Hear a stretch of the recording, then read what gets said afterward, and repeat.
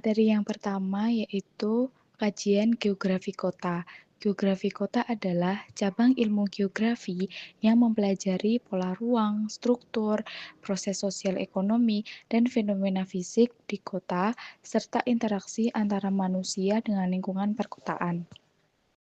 Yang selanjutnya ada ruang lingkup geografi kota. Yang pertama, persebaran dan keterkaitan atau relasi manusia di bumi serta aspek keruangan dan pemanfaatannya bagi tempat hidup manusia. Yang kedua, hubungan timbal balik antara manusia dengan lingkungan fisik alam yang merupakan bagian dari kajian keanekaragaman wilayah. Yang ketiga, kerangka regional dan analisis wilayah yang berciri khusus. Yang selanjutnya ada ciri-ciri kota. Ciri yang pertama yaitu ciri fisik, memiliki bangunan permanen yang dominan, seperti gedung bertingkat dan perumahan padat. Yang kedua, adanya sarana perekonomian seperti pasar tradisional hingga supermarket. Yang ketiga, tersedia fasilitas umum dan prasarana kota seperti taman kota, sarana olahraga, tempat rekreasi, dan hiburan. Yang terakhir, banyak kompleks perumahan beragam, dari rumah sederhana hingga perumahan elit. Ciri yang kedua yaitu ciri ekonomi. Yang pertama, mata pencaharian penduduk beragam dan lebih banyak di sektor non-pertanian seperti industri, perdagangan, dan jasa. Yang kedua, gaya hidup masyarakat cenderung modern dan individualistis. Yang ketiga, hubungan sosial kekerabatan dan solidaritas mulai berkurang. Yang terakhir, persaingan ekonomi yang tinggi. Yang selanjutnya ada fungsi kota. Fungsi yang pertama yaitu fungsi administratif. Kota berfungsi sebagai pusat pemerintahan, seperti ibu kota provinsi atau kabupaten yang menjadi tempat kantor pemerintahan dan pelayanan publik. Fungsi kedua yaitu fungsi ekonomi. Kota menjadi pusat kegiatan perdagangan, industri, jasa, dan keuangan. Banyak perusahaan, pasar, dan pusat bisnis berlokasi di kota. Fungsi yang ketiga yaitu fungsi sosial dan budaya. Kota berperan sebagai tempat bertemunya berbagai kelompok masyarakat, sehingga menjadi pusat perkembangan budaya, pendidikan, dan teknologi. Yang keempat, fungsi transportasi dan komunikasi. Kota biasanya menjadi simpul jaringan transportasi, seperti terminal, pelabuhan, bandara, dan pusat informasi yang menghubungkan berbagai wilayah. Selanjutnya saya akan membahas tentang struktur keruangan kota. Yang pertama itu ada pertumbuhan kota numerik. Pertumbuhan numerik melihat kota berdasarkan jumlah penduduk yang tinggal di dalamnya. Teori ini dikemukakan oleh Prof. Enoch Mariani dari Universitas Pendidikan Indonesia. Berdasarkan jumlah penduduk, kota dibagi menjadi beberapa tingkatan. Yang pertama ada tingkatan kota sangat kecil atau setara kecamatan. Kota ini memiliki penduduk antara 1.000 sampai 2.500 jiwa. Biasanya terdapat di daerah terpencil atau kepulauan dengan aktivitas masyarakat yang masih sederhana. Lalu yang kedua ada tingkatan kota kecil. Penduduknya sekitar 2.500 sampai 25.000 jiwa. Contohnya Kabupaten Tanah Tidung di Kalimantan Utara. Kota ini mulai memiliki fasilitas dasar, namun belum berkembang pesat. Selanjutnya, yang ketiga tingkatan kota sedang. Jumlah penduduknya 25.000 sampai 200 jiwa. Seperti kota Subulus Salam. Kota ini sudah memiliki fungsi ekonomi dan pelayanan yang lebih lengkap. Lalu tingkatan kota besar. Kota besar ini memiliki penduduk 100.000 sampai 800 jiwa. Contohnya kota Banjarmasin. Kota besar biasanya menjadi pusat perdagangan dan jasa di wilayahnya. Lalu tingkatan metropolis. Kota dengan pendudukan di atas 800.000 jiwa. Contohnya kota Malang. Kota ini memiliki pengaruh kuat terhadap daerah sekitarnya.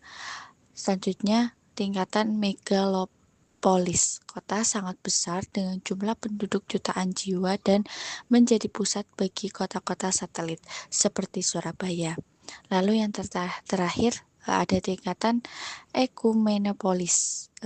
Ini merupakan kota dengan penduduk di atas 10 juta jiwa, seperti Beijing. Kota ini sangat padat dan memiliki kompleksitas kehidupan yang tinggi. Selanjutnya saya akan membahas pertumbuhan fisik dan budaya. Yang pertama itu adalah tahap Eopolis. Tahap ini adalah tahap awal terbentuknya kota. Kehidupan masyarakat masih mirip pedesaan dan kegiatan ekonominya didominasi oleh pertanian dan sumber daya alam.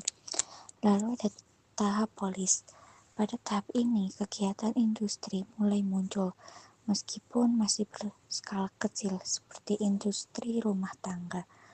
Lalu ada tahap metropolis. Tahap ini berkembang pesat, memiliki tata ruang yang kompleks dan berpengaruh terhadap wilayah sekitarnya.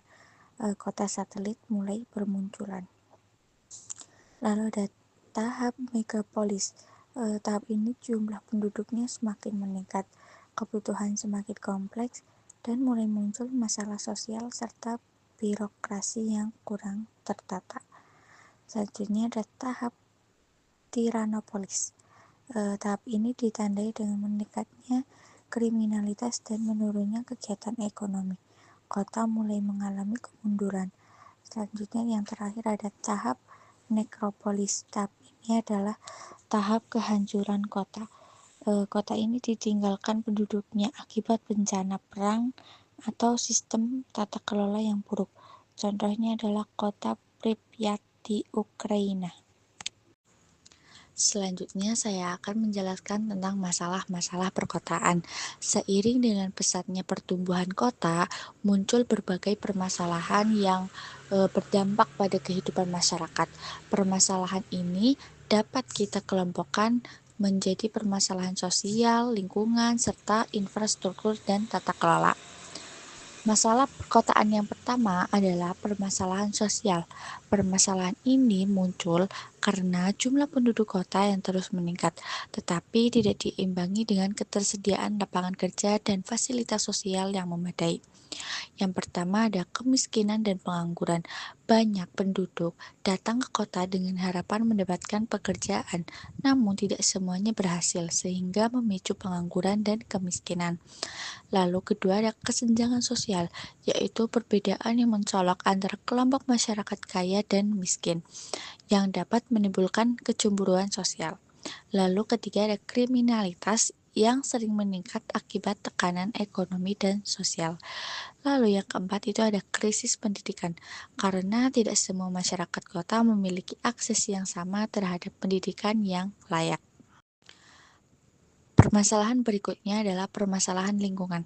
Aktivitas manusia di kota yang sangat padat memberikan dampak besar terhadap lingkungan.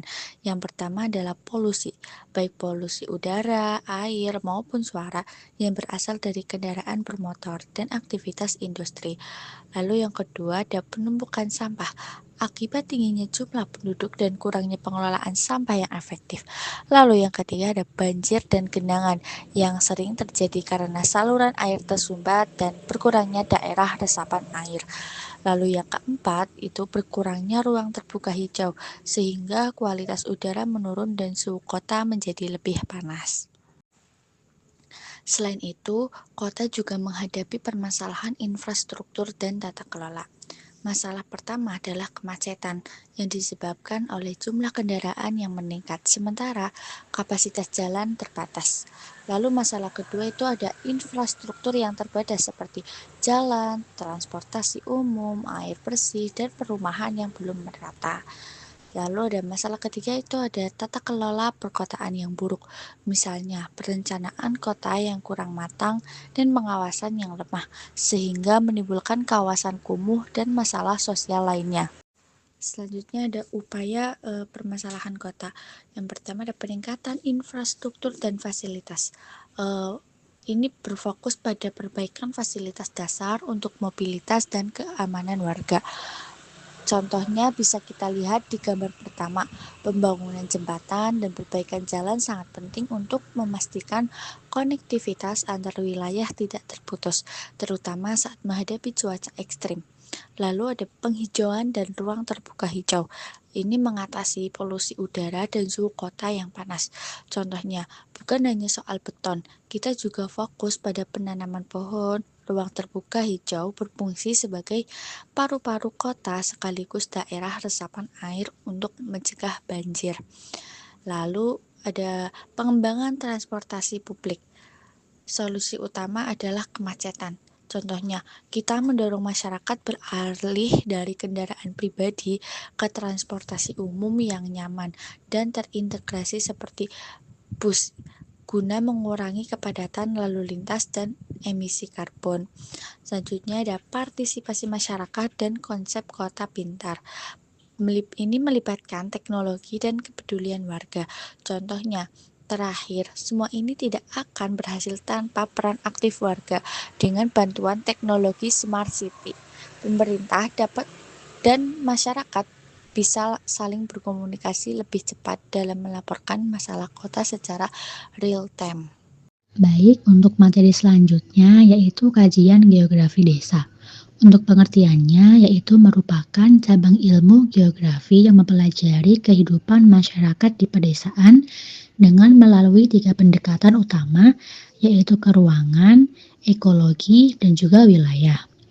Pada kajian ini memiliki tujuan untuk memahami hubungan antara manusia, alam, dan ruang di sebuah desa. Yang selanjutnya itu ada ruang lingkup dan karakteristik dari geografi desa. Apa sih ruang lingkup geografi desa itu? Jadi, ruang lingkup geografi desa itu merupakan berbagai aspek yang berkaitan dengan kehidupan pedesaan. Nah, di sini ada 6. Yang pertama yaitu kegiatan pertanian, yakni di mana geografi desa itu menitikberatkan hubungan usaha tani dengan aspek kehidupan masyarakat. Itu seperti sektor pertanian.